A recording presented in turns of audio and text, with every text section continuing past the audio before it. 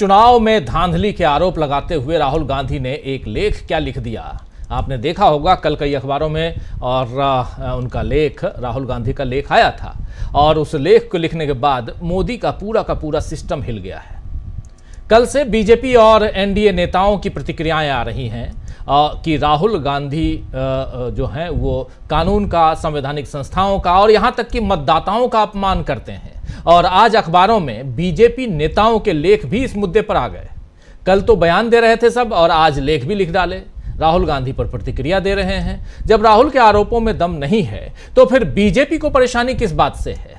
जब बीजेपी ये मानती है कि जनता बार बार कांग्रेस को नकार रही है तो फिर बीजेपी को क्यों इस बात की फिक्र है कि जनता से नकारे हुए राहुल गांधी क्या कह रहे हैं, क्या लिख रहे हैं? और केवल बीजेपी ही नहीं बल्कि इस मामले में चुनाव आयोग का रवैया भी आश्चर्य में डालता है। कल पहले खबर आई कि चुनाव आयोग ने राहुल गांधी के आरोपों पर बिंदुवार जवाब दिया है, लेकिन उस पर किसी का नाम या हस्ताक्षर नहीं था। तो कांग्रेस ने फिर सवाल उठाए कि यह जवाब आखिर किसकी तरफ से आया है। आपको याद होगा कल जब हम लोग राहुल गांधी के ट्वीट को, जो फाइनल ट्वीट जब हम लोग इसी कार्यक्रम में आपके सामने रख रहे थे, तो उसमें भी राहुल गांधी ने लिखा था कि जो जवाब आया है, बिना हस्ताक्षर का जो जवाब आया है, वो आखिर क्या? पहले तो चुनाव आयोग ये बताए कि सचमुच वो चुनाव आयोग का है या चुनाव आयोग ने बिना हस्ताक्षर का जवाब कैसे दिया है। अब आज खबर आई है कि चुनाव आयोग ने कहा है कि राहुल गांधी की चिंताओं पर औपचारिक जवाब तभी दिया जा सकता है जब वो आयोग को लिखकर शिकायत भेजे। अब तक उन्होंने न तो कोई पत्र भेजा है और न ही मिलने का समय मांगा है। सूत्रों के हवाले से यह भी कहा गया है कि कांग्रेस पार्टी को 15 मई 2025 को आयोग से, यानी चुनाव आयोग से मिलने का बुलावा भेजा गया था, लेकिन राहुल गांधी मिलने से बचने की कोशिश की उन्होंने और समय की मांग की कि और समय दीजिए।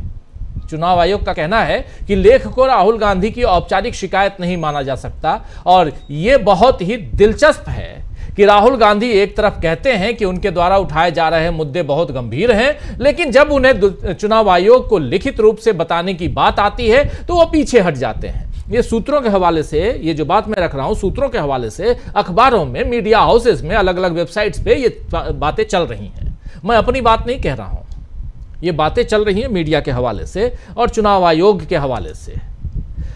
अब इस बारे में कुछ निश्चित तौर पर नहीं कहा जा सकता है दोस्तों कि ये सब वाकई चुनाव आयोग का आधिकारिक बयान है या फिर बीजेपी समर्थित मीडिया इसे अपनी तरफ से गढ़कर पेश कर रहा है, क्योंकि चुनाव आयोग के सोशल मीडिया प्लेटफॉर्म पर भी इस बारे में अभी तक कुछ नहीं कहा गया है। अलबत्ता मुख्य चुनाव आयुक्त ज्ञानेश कुमार, जो राजीव कुमार को रिप्लेस कर चुके हैं, ज्ञानेश कुमार इस समय स्वीडन की राजधानी स्टॉकहोम में है और वहां भारतीय समुदाय से मिल रहे हैं। इसकी जानकारी हम तक आई है, आप तक भी आई होगी कि ज्ञानेश कुमार अभी हिंदुस्तान में नहीं है, स्टॉकहोम में है, स्वीडन में है। तो अगर चुनाव आयोग वाकई औपचारिक तरीके से पूछे गए सवालों का जवाब देने की नीयत रखता है तो फिर उसे इस बारे में अधिकृत बयान भी देना चाहिए। कब तक सूत्रों के हवाले से चुनाव आयोग देश के लोकतंत्र को उलझाएगा या सूत्रों के हवाले से मीडिया जो है, गोदी मीडिया, वो लोकतंत्र को उलझाता रहेगा?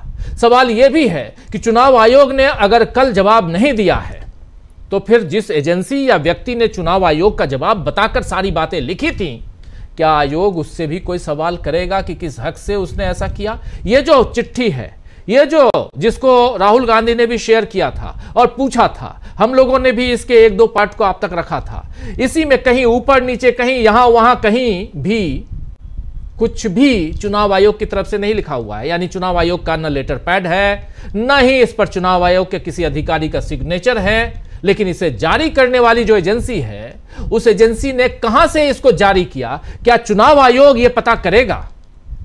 और अगर यह पता चलता है चुनाव आयोग को कि यह कोई फर्जी है, तो फिर फर्जीवाड़ा इस एजेंसी ने क्यों किया, यह चुनाव आयोग पूछेगा या चुनाव आयोग यहां चुप्पी साध जाएगा? क्योंकि यह एजेंसी गोद में बैठी हुई एजेंसी है। इसलिए कुल मिलाकर राहुल गांधी के उठाए गंभीर सवाल फिर एक तरफ होते हुए दिख रहे हैं और सारी चर्चा चिट्ठी लिखी या नहीं लिखी इस पर टिक रही है। सारे सवाल जो हैं इसी तरफ जा रहे हैं, जो सही नहीं है।